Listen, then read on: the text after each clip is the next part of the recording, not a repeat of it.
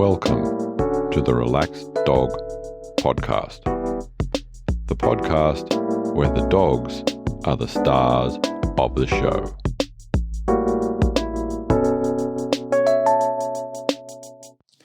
Welcome to episode 32 of the Relaxed Dog Podcast, sponsored by therelaxeddog.com. Thank you for listening.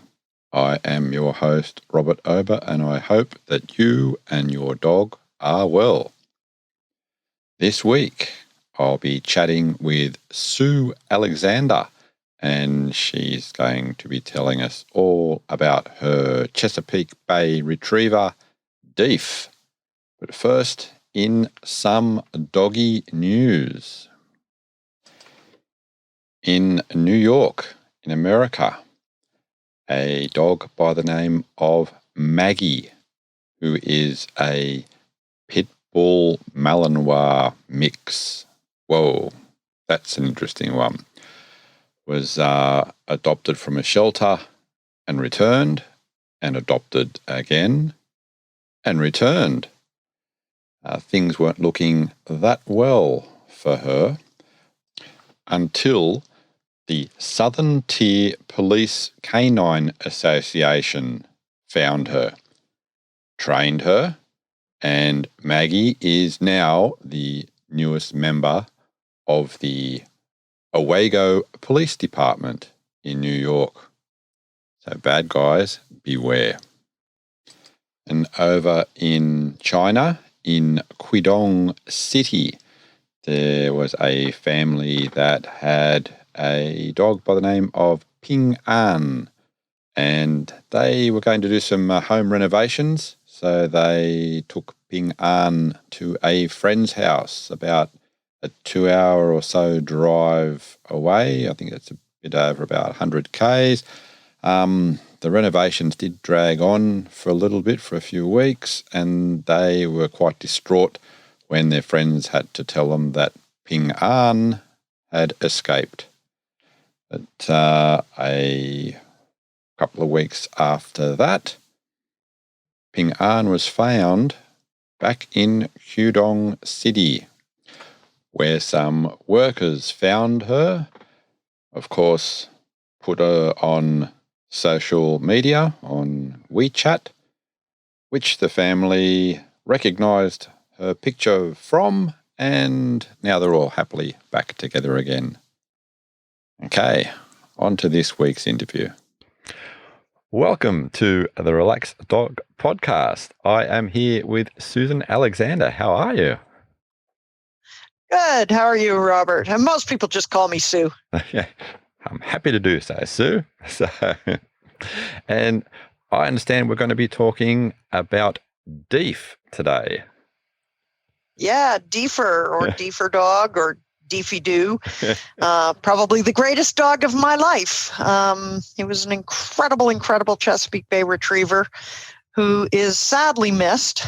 But wow, I was honored to have him as a big part of my life for 13 incredible, amazing, sometimes frustrating years. Nice. So I guess, like I do with most of the show, if you take us back to before you guys met up and lead us into the hows and whys of that meeting. Well, it's interesting. I'm a professional dog trainer, as you know, and just before I met Deef, about a year before I met Deef, I was on a lot of internet forums, and at the time we had the bulletin boards. I don't know if you remember those, where we all chatted, and it was pre-Facebook, so we really didn't have a face to the name. But I was on one retriever bulletin board, and they were talking about a retriever who had some aggression problems, and I thought I was pretty hot stuff with aggression, and I got on and I said, you don't need to be aggressive with aggressive dogs. You need to be thoughtful and you need to train them, but you don't need to be dominant or rough or tough. And the lady who went on to become my breeder was on this and said, hey, wait a minute. this sounds really different from things that people have been telling us about retrievers, where we've been learning all the way along about how retrievers must be taught who's the boss and who's alpha. And of course, in the retrieving world in North America, there's a lot of shock collar trainers still, but even more so then. And she reached out to me, and her name was Amy Dahl. Still is Amy Dahl for that matter. And she has Oak Hill Kennels in North Carolina. And she said, tell me more. And Amy and I went on to become quite good friends. And she had a bitch named Monday. And she said, Monday's having a litter. You need one of these puppies. And I said, well, I want Chesapeake and I'm interested in Chesapeakes, but I don't know. And she's like, no, you need one of these puppies. And we were looking for a dog for my husband, John. And John at the time was in university and just finishing up his degree. And she said, you need one of these puppies. And I kept saying, I don't know, Amy. And she's like, no, you really need one of these puppies. And when he was 9 weeks old, they shipped Deef to us. And he got off the airplane and he was going to be John's dog. And so this is where, it's John's dog. It's not my dog. And John is brilliant with puppies and young dogs. I do not have John's talent with puppies and young dogs. And John was at university and I was, building my dog training business and busy with dog training and so on. And John was in the financial field at the time and he took Deefer to puppy class and I went with him, but it was John's dog. And then John graduated from university and got a full-time job in Toronto, which is a 90-minute train ride from where we live. And all of a sudden, Deef didn't have a partner anymore. And it fell to me to exercise him and keep him amused. And the thing about a Chesapeake Bay Retriever is they are very, very smart. And they are tough dogs. And they need a ton of exercise as adolescents. And before you know it, I had a Chesapeake Bay Retriever that I wasn't intending to have because at the time I only had German Shepherds. And I already had 2 German Shepherds at that point. Now I had 2 German Shepherds and 2 Chesapeake Bay Retrievers. So I ended up, and that's not to say John wasn't in their lives. It's just that John was building his career at that point and didn't have as much time for them. So that is how I ended up with an inadvertent Chesapeake Bay Retriever. And that, I was busy with training dogs and I was starting to train service dogs at the time. And so all of a sudden, I've got this Chesapeake Bay Retriever who is really, really smart and really, really active and really, really self-assured. And he kind of walked into my life with a larger-than-life personality. So, firstly, Deef, do you want to elaborate a little bit more on the name? Well, if you're going to have a dog, then you have to say D for dog. And there's a funny story about that, actually, because we called him Deefer, and most people didn't really know what that meant. A lot of people thought it was defer, as in you defer to me, but it's actually D-fur dog. And the fur is kind of the Southern American accent for four. So if you were going to say F-O-R, you'd say fur. Okay. And so it rhymes with fur like you have on your fur.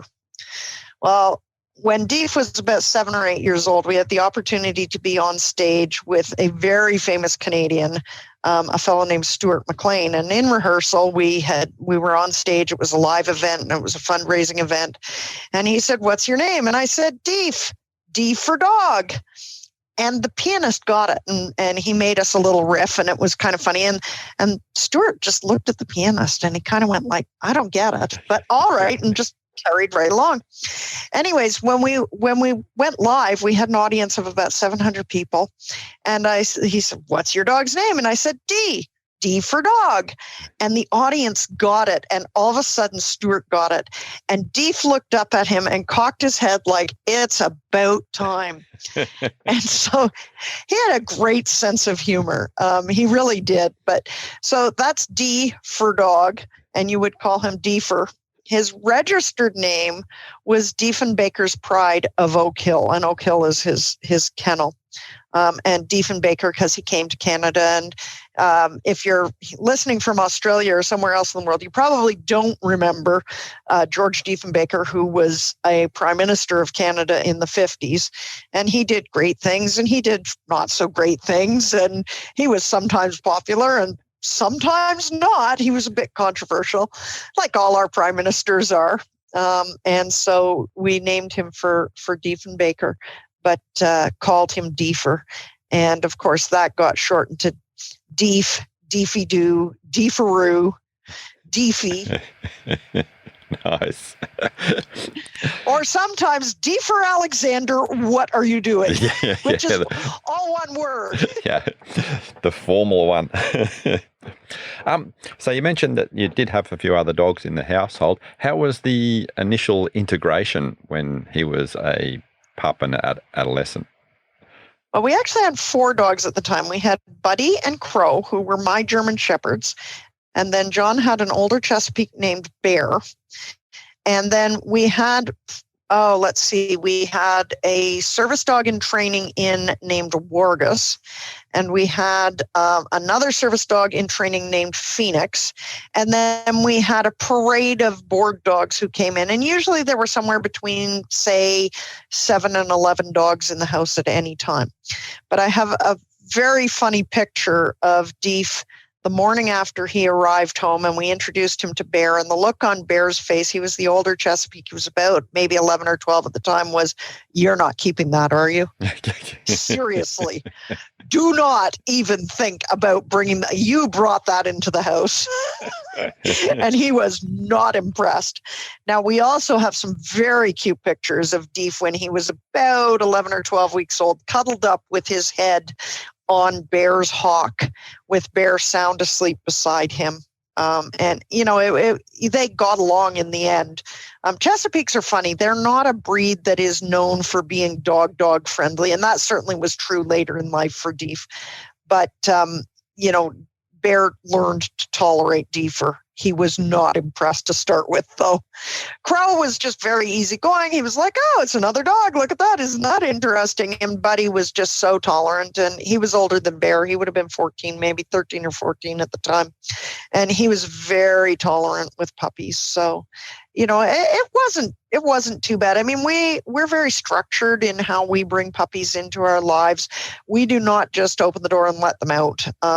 So he would not have access to our adult dogs on a regular day in, day out basis for a couple of weeks, because we would integrate slowly. We would participate in dog walks. We would make sure that the adults were very low key with the puppy. So, it came along the way that we wanted it to come along. But being a professional trainer and having up to 11 dogs in the house, you can't just open the door and hope for the best. Mm-hmm. Very, very wise. Thank you. Okay. You know what they say about wisdom? Wisdom is the product of experience. Yeah. Experience is the product of mistakes. So did he teach you any, did Deefer give you much wisdom in the early stages? Yeah. Deefer's wisdom as a youngster was primarily do not leave a Chesapeake unattended, because they are very bright, very persistent dogs. And when he wanted something, he would work very hard to get it. And I remember one time when he was about 7 months old, I was working the other dogs on the driveway, and I had left him loose in the house with a bunch of other dogs, and he'd finally had it. So he decided he was going to jump through a plate glass window. Whoa. And he did. And he degloved one of his legs and did an enormous amount of skin damage to the other leg. And the wisdom on that is, if you are going to have multiple dogs in your lives, have a rock solid drop so that you can get every single dog to lie down and stay for as long as they need to. And I teach all my dogs a relaxed 1 hour down stay. So all of my dogs who were older than about 8 months all had a 1 hour down stay. Deef, I just asked him to down, asked all the dogs to down. And I did have at the time probably 9 or 10 dogs, maybe 11 dogs in the house. And I dropped every one of them, and there was glass everywhere. And fortunately, I had a friend with me. She had her dog there. She came in and wet down some towels and wrapped his legs up in towels while I carefully escorted each of the other dogs around the glass to their crates, crated every single dog we had, and then rushed him off to the veterinarians. But one of the pieces of wisdom is if you have multiple dogs, you need control behaviors and you need them fast. And wow, did we ever miss a bullet there? Because although we had one dog who had serious, serious injuries, we did not have 11 dogs with cut up feet because I was able to drop them. And when I work with families with multiple dogs, that's one of the things that always baffles me is that you need breaks. If you don't have breaks, and I have people who say to me, oh, well, we can send them to Matt. Well, that's great until you've got something dangerous like, antifreeze or glass or medication spilled on the floor. You want to be able to drop every dog in place exactly where they are. So he had lots of wisdom for me as a youngster, but most of it was cautionary tales. Did he suffer any long-term effects from that episode? No, his Chesapeake, we stitched him up, and 8 weeks later, he was running around like nothing had ever happened. He'd never, ever jumped through another plate glass window. But it was, it was also a lesson in when you have a dog who knows what they want and is willing to do what it takes, they will do anything to get where they're going. And that can, in fact, be a problem. I think a lot of people would say to me, oh, Deef is so wonderful, I'm going to get a Chesapeake. And I would be saying to them, do not get a Chesapeake Bay Retriever. You do not want one of these dogs. I love them. I would, I wish I had a Chessie in my life right now. And, oh, man, they are hard dogs. I mean, they are tough, tough, tough dogs. Take us back when he was still sort of like adolescent. Any particular differences in training for him? Yes and no. I mean, he comes from a long line of retrievers, and they were all collar trained using shock collars for retrieving ducks. And these are really, really tough dogs who make their living retrieving ducks and geese and going through heavy, heavy brush and into very cold water. One of the things people don't realize about the Chessie is they were bred to retrieve ducks in the Chesapeake Bay area of the United States. And the water there is about 4 degrees Celsius during hunting season. So that is dense, cold water, and it's salt water. And, these dogs will hunt for 8 to 10 hours a day with no problem at all. So they're really, really tough dogs. And a lot of the people who train Chesapeake Bay Retrievers train with a lot of force. And it's not unfair force. It's, don't put your hand in the fire because you're going to get burnt kind of force. Because they're so tough, they suck back that kind of training very, very easily. But I don't use shock collars very often. I use them for things like killing stock or chasing traffic, that kind of thing. But I don't use them regularly. I think I've used my shock collar once in the last 12 years. And I've thousands and thousands and thousands of dogs. And I used that on a dog who had pica, and we had to teach the dog not to eat rocks. And we had tried a lot of other things before we tried that. So these are tough dogs who regularly suck back shock like nothing. What a lot of people don't realize is they're also phenomenally sensitive dogs. So I clicker train Deef, as I clicker train all my dogs, primarily through shaping and capturing, although I did do a little bit of targeting with a target, but I don't do luring. And I will tell you, that dog was so sensitive. And all I would have to do is look sideways at him and say, Deef. And he was like, oh, sorry, oops, didn't mean that. And, a lot of people don't realize that, but he is my poster child for most often. We don't need to use a lot of heavy-handed training. We can do a lot by saying, when I choose to use something punitive, And I use the word punitive in the behaviorism sense of anything that will decrease a behavior.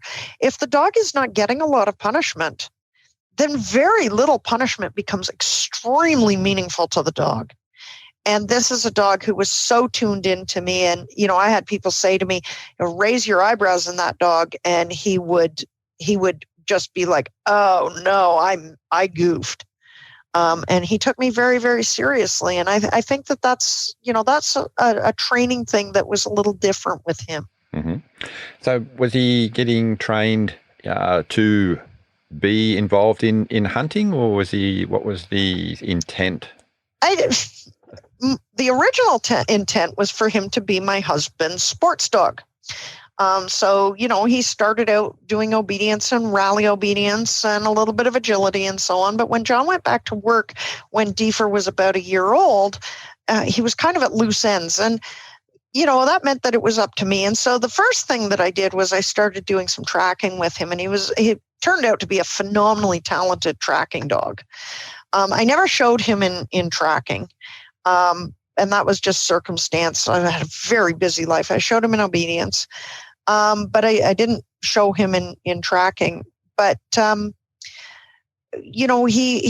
he started just being my all-around dog. And if I wanted to try something, I would often try it on him. But the other thing is that at about a year of age, when John sort of stopped training him, I was busy founding an organization called Canine Helpers. And that was an organization that lived about maybe 9 or 10 years, and it was a service dog organization, and I was training service dogs for other people. And I live with a variety of mental health issues, including anxiety and depression. And I remember one day we were in the bank, and I had a service dog with me, and I had an appointment with my husband and the bank manager. And I said, I should send this service dog back to the car. And John looked at me and said, no, don't do that. Don't do that. We need you to have the service dog here. And I said, what do you mean? And he said, you are much better at the bank when you have a service dog.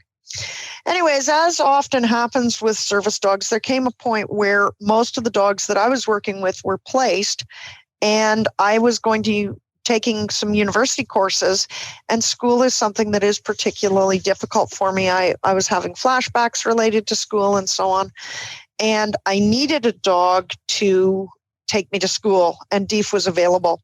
And so I started taking Deef with me to school as a service dog in training. All the while, of course, telling everybody, no, when John gets time, he's going to take this sport dog back. This is just an interim solution till I get my next service prospect on the ground. No, I'm not really looking for a service dog of my own. And about 18 months into this, we realized that first off, Deef tuned into me like none of the other dogs did. And the other thing is that we had an incredible bond.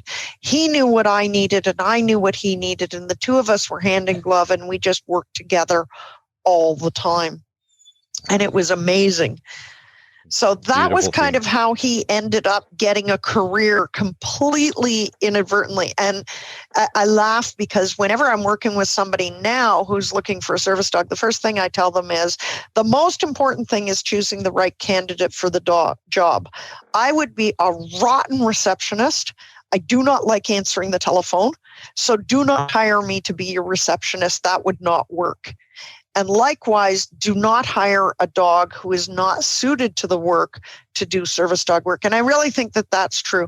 Deef was one of those rare exceptions who was a dog on the ground, who happened to be in the right place in the right time, and who happened to be phenomenally talented at the work that we asked him to do. I always find sometimes in life that whether it's fate or karma, but sometimes the right things just happen to the right people and the right dogs. Absolutely. And so by the time he was about 2.5, the writing was on the wall, and that was the end of that. He was my service dog. And from there, he took me all over North America. And I was speaking internationally. I was speaking at places. Like I was one of the keynote speakers one year for the Canadian Association of Professional Pet Dog Trainers that has now dropped the professional. They're just, they've dropped the pet. So they're now the Canadian Association of Professional Dog Trainers. I spoke at a variety. I think we did. I remember keeping track one time of airplane trips, and he and I made 150 trips together all in.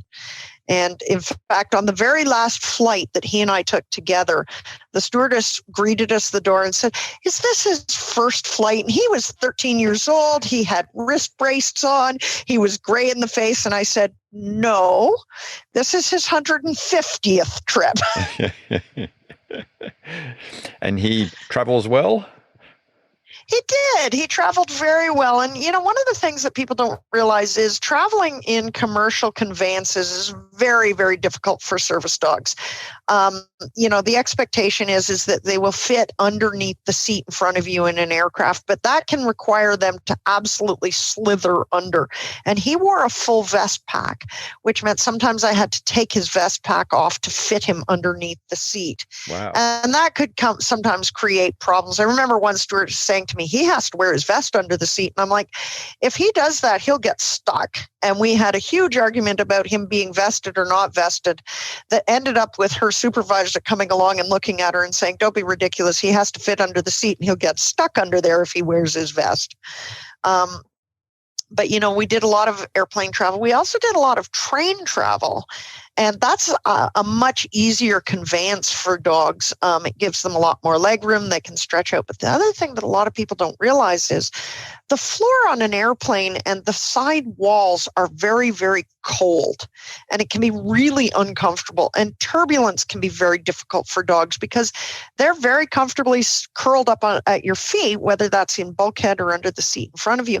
And then all of a sudden, if you hit turbulence from their perspective, the floor drops from underneath them and just disappears. And it's very disconcerting for them. Buses are difficult. First off, bus floors, if you're traveling on a city bus or a subway, they're often filthy dirty, and that can be problematic.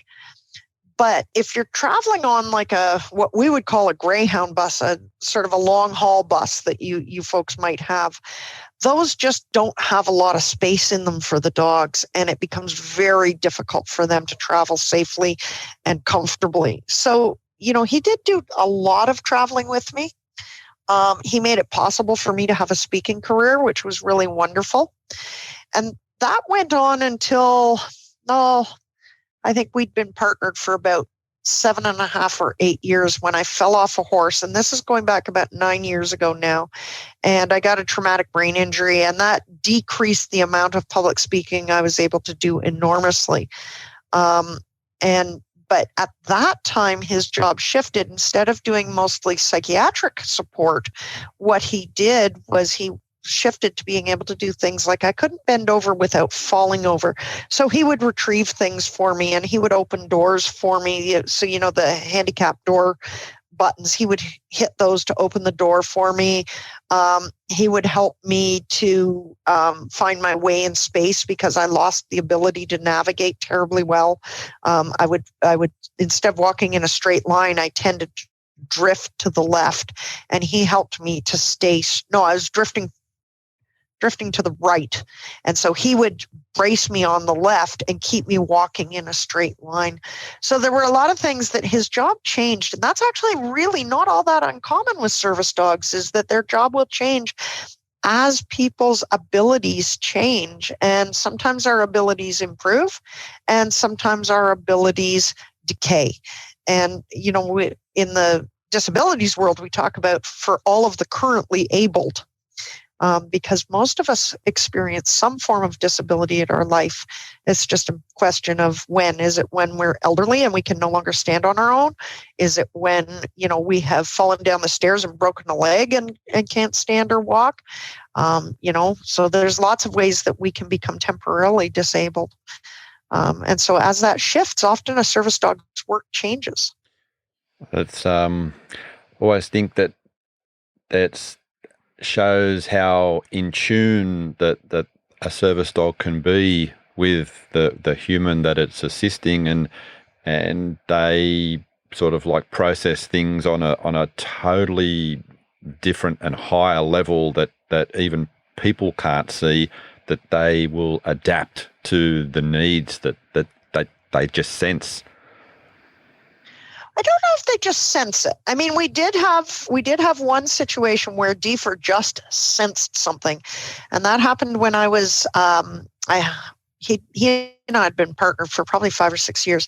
One of my other dogs had GDV, which is gastric dilation and volvulus or torsion. So his stomach flipped over. And a friend of mine rushed us to the emergency vet, and then we had to rush from the emergency vet up to the Ontario Veterinary College, and they got him into surgery. And it was really, really tense. It was really stressful. And they told me at the desk, the surgeon said to me, "Sue, it's a 50-50 chance whether he'll pull through. I think I can help him out, but it's a 50-50 chance." And I was, of course, devastated, terribly upset. This was one of my sport dogs. He was my first protection dog, so I was doing protection training with him. And I was pacing up and down the waiting room, crying and all upset. And I phoned John on my cell phone, and I said, "John, I need you to bring Deef. I really need my service dog." So John got his vest and put his vest on him and put him on the truck and drove the dog van across town to the veterinary college. And John told us later that when he was about 8 kilometers away from the veterinary college, Deefer started to scream in the back. And John thought, "Oh no, Deef's hurt himself." So he knew he was going up to the veterinary college anyway, so he didn't stop, because what's he going to do? He's not a veterinarian. He drove up to the veterinary college, pulled up the front door. He opened up the side door of the dog van, and Deefer was throwing himself against the crate door. And John opened up the crate door, grabbed his leash. Thank goodness he did, because Deefer dragged him across the parking lot, up the stairs, and started to throw himself against the door. I opened the door, and Deef jumped up, and he pushed me to the ground. And all 4 feet on my chest, pushed me to the ground. I got up, he pushed me down again. I walked into the waiting room, and he pushed me into a seat, and then he stood on me in a chair. And he just wanted me to stop pacing and stressing myself out. And, he was about 8 kilometers away when he started to scream. And we have talked about this. How did he know? So, there are times when things were just spooky, where he made it up on his own. And that's really, really important. But I would say that the other important thing to understand is when you live with long-term disability, the name of the game is something called accommodation. So if you think about, if you are particularly short and you need to go to the grocery store, you could carry a stool with you and put it in your grocery cart. And when you need to pick something off the top shelf, you can pull your stool out and accommodate your height so that you can reach that top shelf, right? And that's a really great way of accommodating not being tall enough to get what you want. Well, when you live with a disability, everything is accommodation. So for me, one of the things that I couldn't do because of my disability had to do with grocery shopping, and that was walking down an aisle where I would have repeated visual stimuli, and that could trigger a flashback in me. And it was fascinating to me, because it wasn't until I worked with an occupational therapist that she pointed this out. But the way that I accommodated that without really thinking about it is I would start to have a flashback. I would get worried about it, and I had taught Deefer to take me to the front door of the store. So when I started having a flashback, I would say, "Oh, Deef, I need to go outside, take me out." And Deefer would take me to the front door. Well, it didn't take too long for Deefer to start going, "Wait a minute. You're going to have a flashback. I know you're going to have a flashback, because in a minute, you're going to tell me to go." No. Okay. We're still not sure how dogs know this. We have some thoughts. And one of the thoughts is that we think that they are able to smell biochemically a change in us as we approach that state of either a panic attack or a flashback or something like that. And the dog dog smells the cue, and then you give them the cue, hey, I know what's going to happen. Yeah, I've heard that from several different sources, that they sense the change in body chemistry through various emotional states that we go through. And, one of the cool thing is we don't have research yet, so we're still kind of guessing. Yeah. It could be the gait changed. It could be that my muscular tension changed. It could be that he was able to hear my heart rate, and my heart rate was elevated. We don't know. It's a mystery. We know how to train it. You can train it very, very easily. So if you have a panic attack and you take medication to alleviate the panic attack, then all you do is you take your medication, cue a behavior, reward the behavior. And the dog will pretty soon start cueing you to take your medication. And that was something that Deefer learned to do very, very easily. So he was able to tell me when I needed to take medication to alleviate panic, to alleviate migraines. So he had a number of alerts, and we don't train the alert, we train the response, but the dog learns it very, very easily if they are talented at the work. And this is where you've got to have the right dog for the job. And so, he was such an amazing dog, and it made a difference because what it meant was instead of being incapacitated by flashbacks, migraines, or panic attacks, then I was able to go out and do my job, and it taught me a number of things.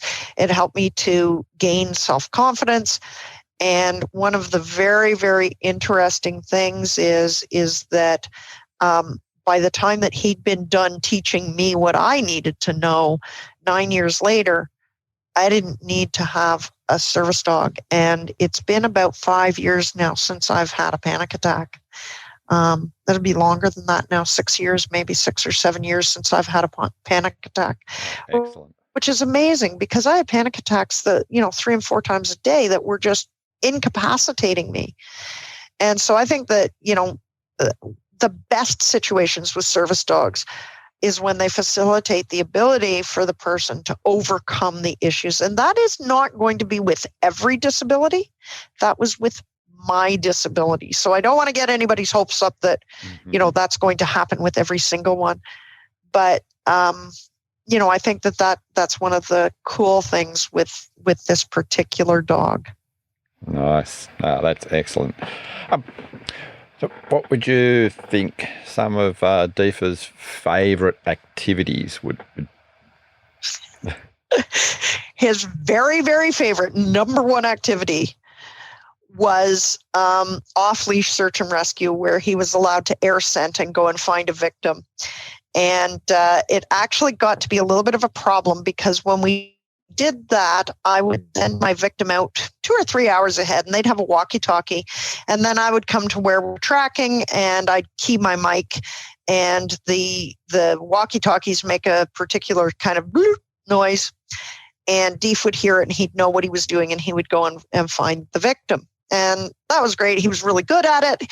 He really loved it. And it tied into my interests of being in the outdoors and being in the wilderness and that kind of thing. And, he was really good at it. He really loved it.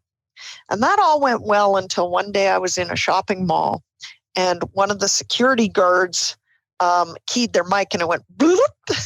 And Deef just turned on, and he was like, I know what to do. We're going to find somebody. I don't know who we're going to find amongst the thousands of people in the shopping mall, but we're going to find them. And then I had to be like, okay, dude, let's have a little conversation here. You do not get to track in the shopping mall.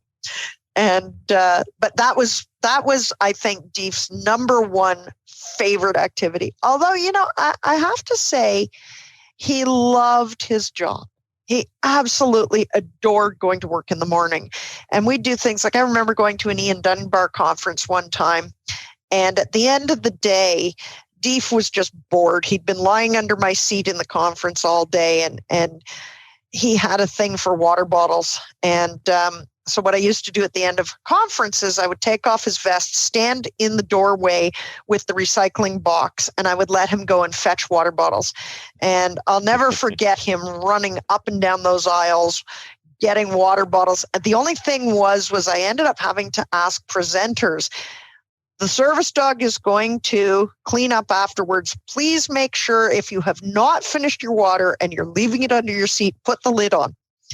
Because he would run with a full water bottle, trailing water from one end to the other with no problem at all.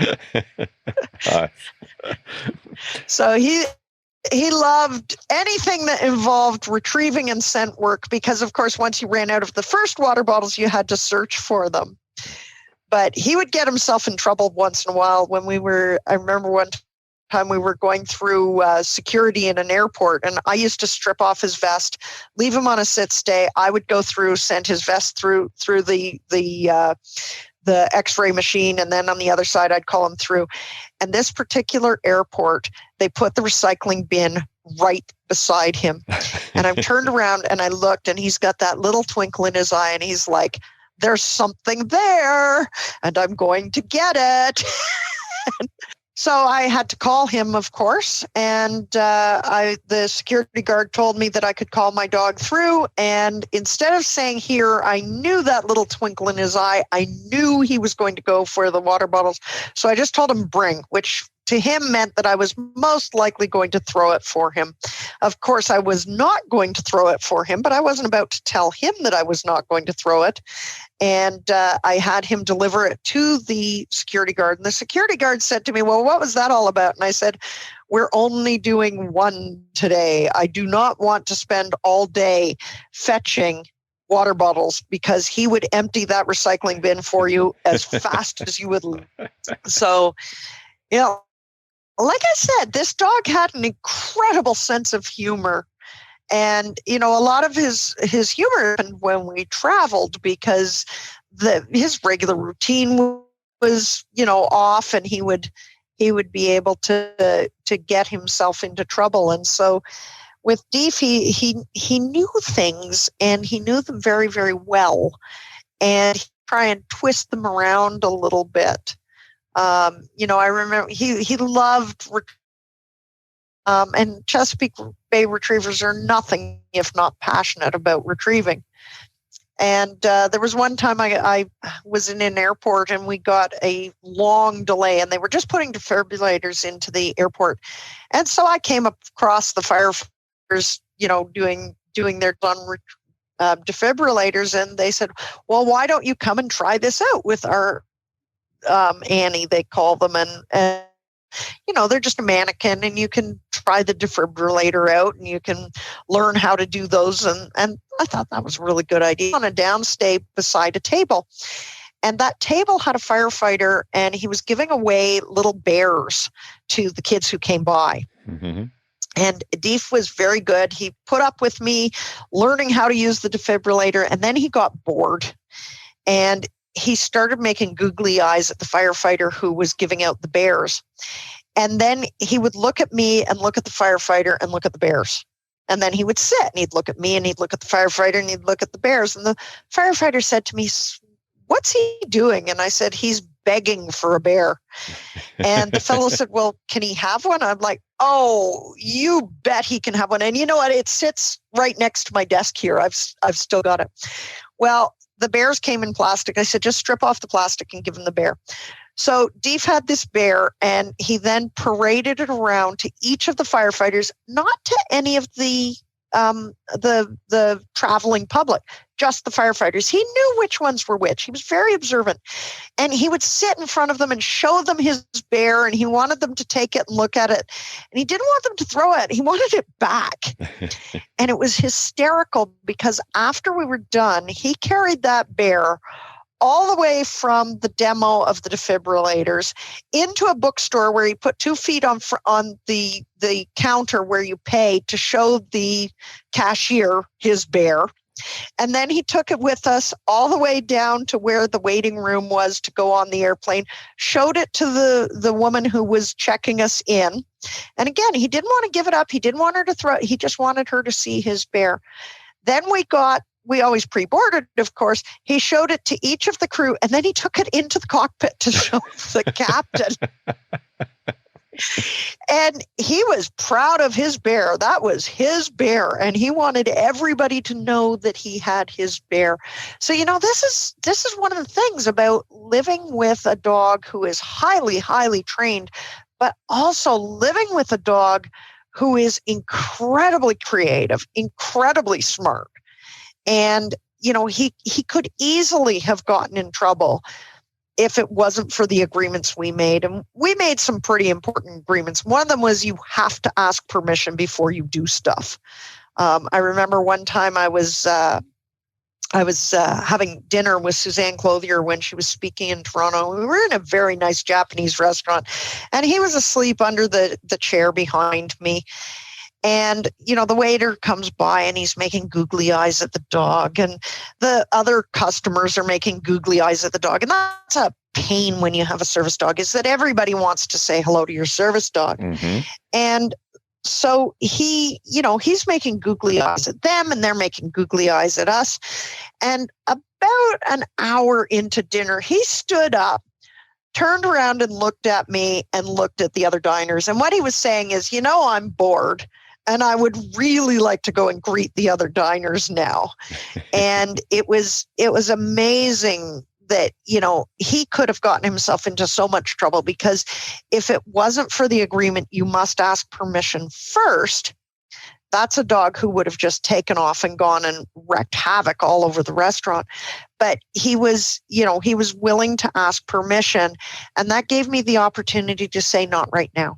I didn't want to say no, and I arranged for him to say hello to people later, but to say not now was a really important thing for that dog, because if I hadn't, then he would have been just doing his own thing.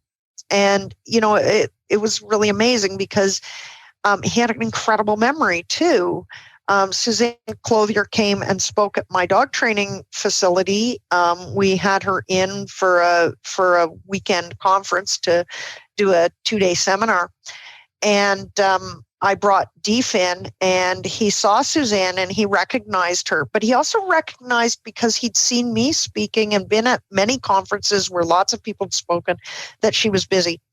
So we were just off to the side, and he lay down. And then when she saw him, he sat right up and looked straight at her. And Suzanne is a gem. Suzanne is an incredible, incredible animal person. And she excused herself from the seminar, and she said, "Excuse me, I have to say hello to my friend." And I told Deef, "Go say hi to Suzanne." He ran across the stage, did his happy puppy dance and wiggle, wiggle, wiggle, and leaned into her. And then once they were done greeting, he came back and went right back to work. But again, this is a dog who understood the convention of not now, soon, later, ask first.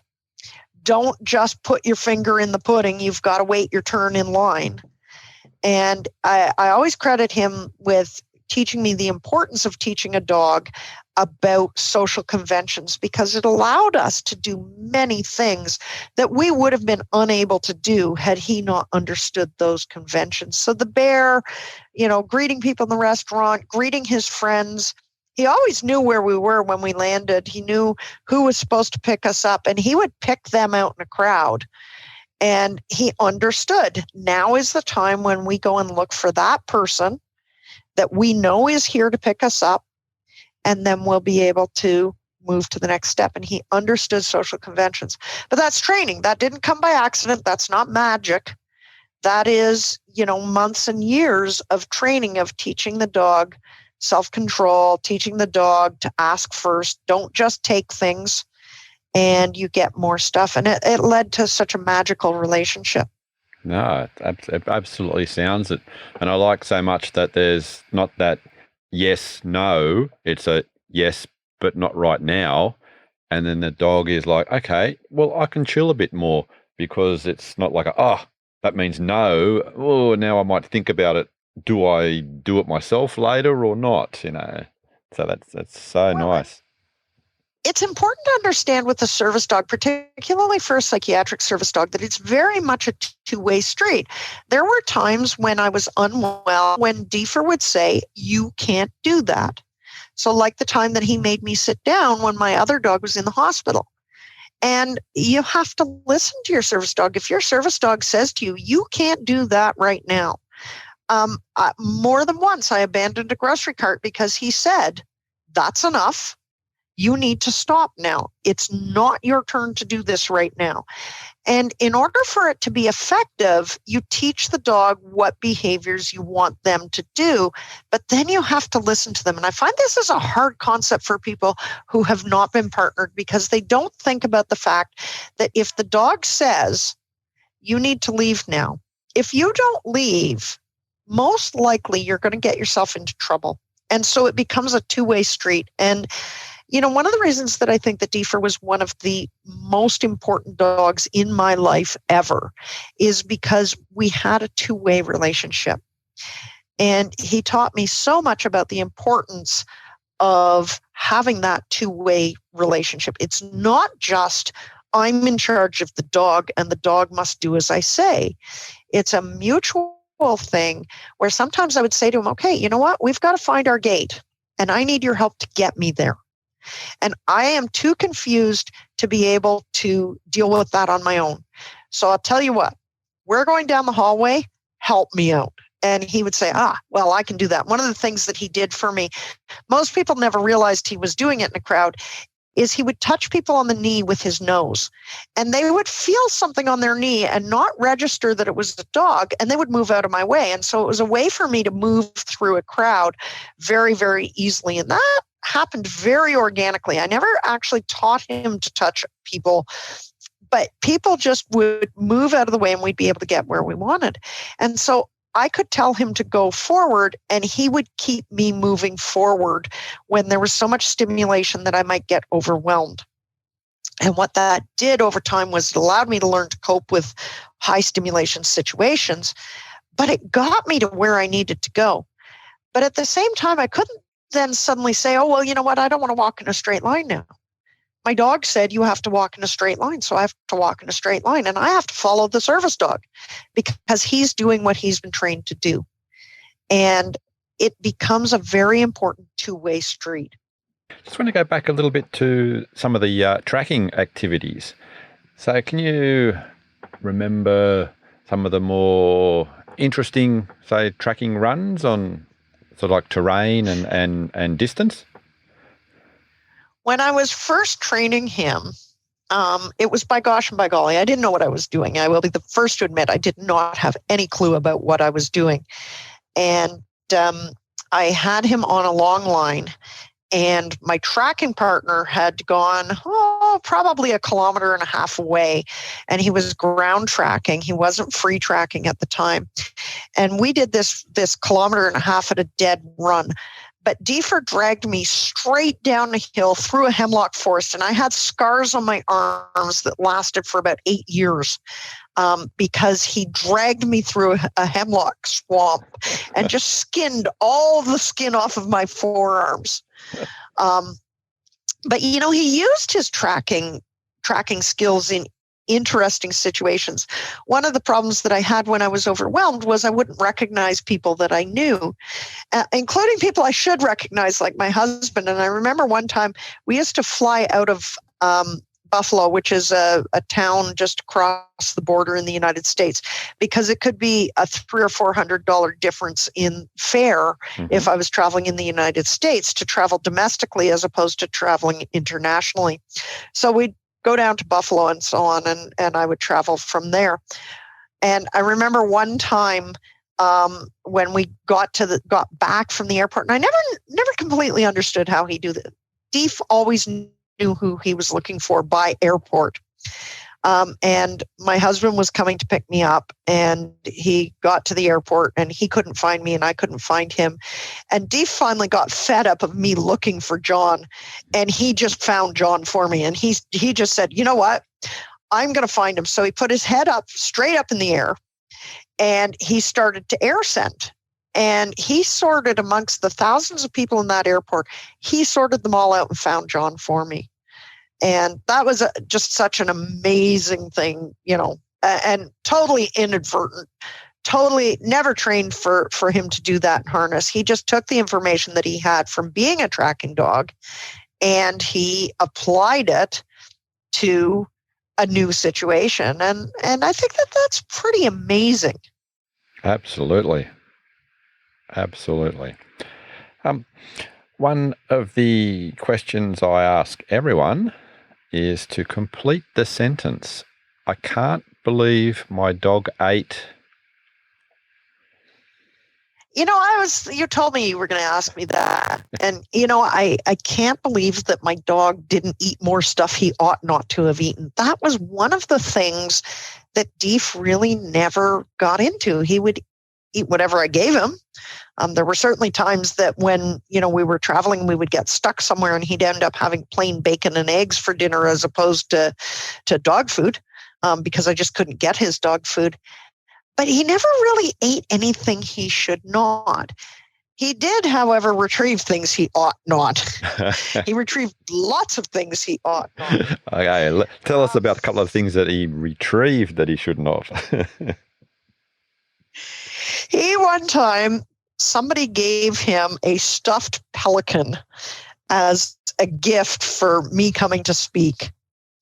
And he took that pelican, and he had finished all the water in the training hall. And at lunch, I used to let him run around and do his own thing. And he was taking the pelican and people would throw it for him. Anyways, he got the pelican and he couldn't find anything to drink. So he took it into the ladies' room, dropped it in the toilet. He had a great big drink. And then he retrieved it, and I couldn't believe he retrieved that damn pelican. And he had water from one end to the other, and he thought this was great. He squished it, and the water came out. He shook it, and the water fell all over the place. And people were running away and squealing, and I don't want it to touch me. He thought it was a good game. And you were asking about his tracking, and the thing to understand about tracking is I just remembered something I think you'll find amusing. He used to tracking is more than just tracking a person. It's the whole realm of scent games, and he loved scent games. So one of the things he would do is he would bring me a toy, and he made it very clear to me that he wanted me to hide his toy so that he could go and search for it. That was a good game. But sometimes, we live on a farm. Sometimes I don't have time to hide the toy. So after a while, I said to him, you know what, Deef, you go hide it. And I'd hand it back to him, and he'd run around, and he took to hiding it on himself. And I'll never forget him hiding it in the middle of the field. And then he would come back to me, and he wanted me to send him to go and find it. So it didn't take me long to do that. So I could tell him to swing, and he'd get in on my left side, and I'd say, go search. And he'd go and he'd find the toy. But the funny thing was watching him do it, because he was the one who had hidden the toy. And he would run all over the farm, and you could see him pretending to look. And he would look he'd look under things, and he'd run around, and he'd be looking and looking and looking and looking. And then he would go to where he had left it. And Chesapeake's have incredible memories. And he would act very surprised, like, surprise, there's my toy. And he would get it, he'd bring it to me, and he'd be all proud of himself. And then I could send him to do it again. And that was really quite wonderful. And, you sort of wonder what's going on. I'd love to be able to know what was going on in his head, because the one time I was speaking, I was in Cleveland. And I was just finished speaking, and I was packing to leave, and I was staying at a friend's house in Cleveland. I was packing to leave, and he brought me a toy, and he obviously wanted me to play the game. And I was like, Deef, I don't have time. I'm packing, not now. And he understood not now. So he buggered off, and I figured he was just doing his thing and hiding it somewhere. And he came back without it, and I tried to send him, and he wouldn't go. And I'm like, I don't get it. What's going on here? And so I tried to send him 3 or 4 times. He wouldn't go. So I went out in the hallway, and there's the toy. And I walked up to it, and I pointed it out. I'm like, look, Deef, here it is. And he got all the happy dance, but he wouldn't pick it up. And I picked it up, and then he's bouncing, and he's happy, and he's happy, and he's happy. So I gave it back to him, and I went back to my packing. He comes to me a little while later and he doesn't have it. And I tried to send him and he wouldn't go and he wouldn't go and he wouldn't go and he wouldn't go. So I went out and it wasn't in the hallway. So I went down the hallway and I looked and it was in one of the other bedrooms. And when I found it, he danced the happy cat. I am very certain that he was trying to teach me to search. Yeah, I was just thinking that. And now, all of the cognitive, I've talked to some people who study cognition, and they say that is beyond what dogs are able to do. And I have always wondered if that is actually beyond what dogs are able to do, what the heck was Deefer doing? Because he was absolutely clear that he was hiding it and I was coming to get it. And I've had cognitive scientists telling me, you are anthropomorphizing his intent. You are putting meaning where there isn't. But the one thing I'm going to tell you is when you are partnered that strongly with a service dog, when you are that connected, when they tell you to do something, you figure it out. And I am convinced he wanted me to learn how to search. It was just my turn. He did it one other time here on the farm. And those were the only 2 times, and it was in the last couple of years of his life. So I would say he would have been 10 or 11 the first time, and it was just maybe 6 months before he died the second time.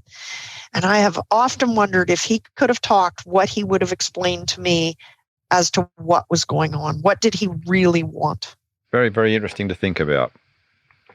Oh, it is. It is. So you mentioned you've been on the farm. Were there any other species he liked interacting with? Typical Chesapeake Bay Retriever. He had dogs that he liked. He liked the female dogs on our farm. He had an absolute death match with one of our other male dogs, and that was really, really hard to juggle living with him, with a dog, and the two of them had it in for each other. We never neutered him for a whole lot of reasons, but we had another intact male, and they got into it over a bitch in heat one time, and so the two of them had it in for each other. We had horses on the farm, and he would go out and see the horses and so on, but I wouldn't say he was particularly bonded to the horses. And we also had chickens, and he didn't care. A couple of places he stayed, we had cats, and he was okay with the cats, but I wouldn't say he was particularly savvy about cats. I gotta say, his thing was me and John. I mean, we were his people, and then he had a circle of friends that he felt were really important people in his life. So Suzanne Clothier was one, a number of my clients, my tracking partner. Those were people that he felt very strongly about. And he was very clear that those were his friends. And when we went to see those people, I had a client in New York City that he just adored. And when we went to New York, he knew who she was, and he knew where her house was, and he knew her husband. And he was just really, really clear about, those are my friends. As to other species, I don't think that he particularly cared.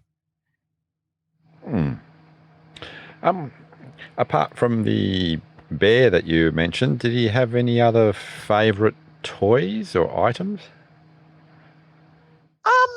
He had a rotation of favorite items. I have a little round ball with feet on it that fit in my pocket. It's just a little round squeaky ball that I always took with me when I was traveling, because one of the things when you're traveling is it's very hard to carry food across international borders. So I had to carry something I could use as a reinforcer, and I would often use that. So he particularly liked that. He liked picking up ducks, but we never hunted, although we did do a little bit of hunt training just for kicks. But I would say that it would go kind of by fits and starts. He'd have one that he'd carry around for a while. When we thought he had cancer, I went out and bought him what I called his cancer stick, and it was just a big rubber stick that he liked towards the end of his life. But no, I wouldn't say that he had any particular particular love of a toy. I think one of the things to understand about him, though, is that in terms of environmental enrichment, he led an incredibly enriched life. So there was no need for him to have a particular toy that was particularly important because the world was his oyster. He traveled, he saw things. He got to pick up a much wider variety of items because when I was first head injured, I had him doing a lot of retrieving for me.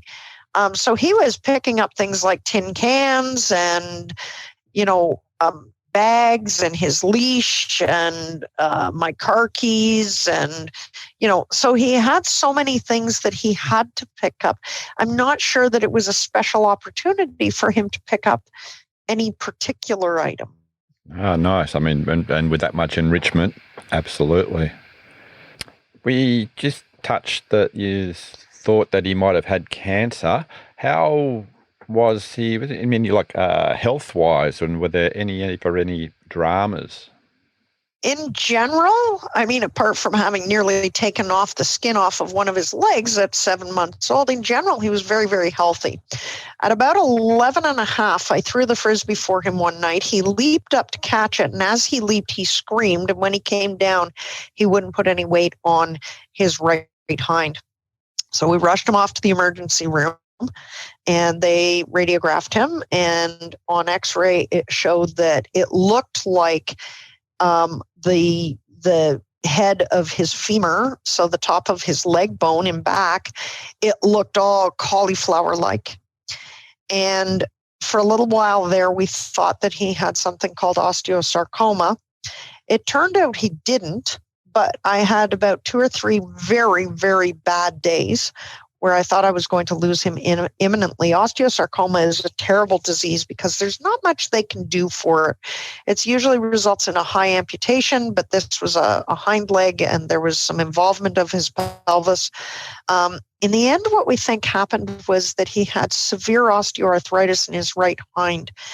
And it's unusual that a dog would have that in just one hip. His other hip was fine. And what we think happened was, in osteoarthritis, the bone grows and you get spicules or kind of spikes off of the joint. And we think what happened was one of the spicules broke off and then got lodged in the joint and then eventually dislodged on its own. However, from that time forward, his career was very, very limited. He must have been, just trying to think how old he was. I think he might have been closer to 12, maybe even 12 and a half. It's so hard to remember kind of the timeline of these things. But he went on to live for another probably year and a half beyond that, although from that day forward, he was on medication for the rest of his life for pain. Thank you very, very much for sharing the life of Deef and parts of yourself as well. It's an interconnection there. Well, I think that's an important piece, is to understand that when you have a dog that you are partnered that solidly with, you are part of them and they are part of you. Absolutely. And yeah. And I think that goes from, even if someone thinks, oh, yes, it's just a pet dog that I have in the yard, all the way up to that intense relationship that you have, like you shared with a service dog that you rely on so much for. And, that's one of the things that I miss. I sometimes think I might go back to doing some service dog training. It's incredibly hard work, but it is one of the things I miss, is that a really good partnership is profound, and the dog and the human become very tightly linked. Thank you very much again. Before you go, do you want to share some of your links and what you're doing at the moment? Absolutely. You can find me professionally at Dogs in the Park, which is my company in Guelph, Ontario. We do in-person and online obedience training and behavior consulting, from puppies through adults and into dogs who have serious behavior problems. I also have, so you can find us at www.dogsinthepark.ca. So we are a CA, not a COM. CA for Canada. And I'm also doing some professional development stuff. So one of the things that I am very, very involved with is Losing Lulu. I'm the founder of Losing Lulu, and that is, of course, the online Facebook group for people who have lost dogs due to behavioral euthanasia. So if your dog has passed away because of a behavior problem, and other pets too, but it's primarily dogs, although we've had llamas and cats and rabbits, and my horse died of a behavior problem. So there are those things.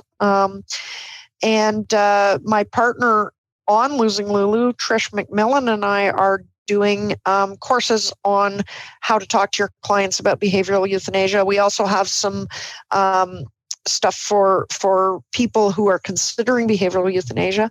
And then I also am offering private webinars, and you can get all of those through my website. And I'd love to talk to Australians. I enjoy talking to Australians.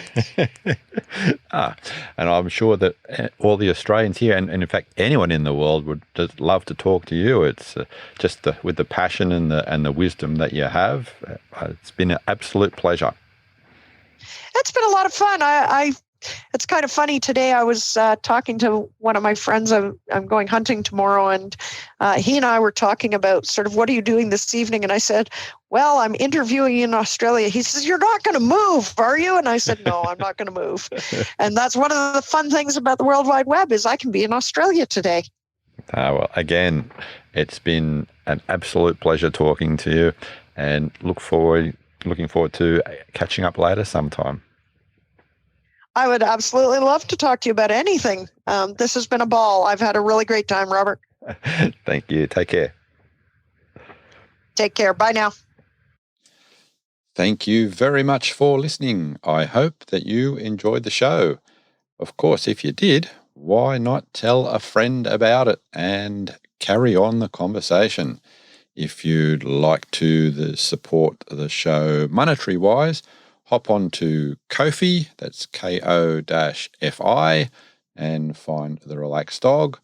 And as always, like, share on whatever host you are listening to this on.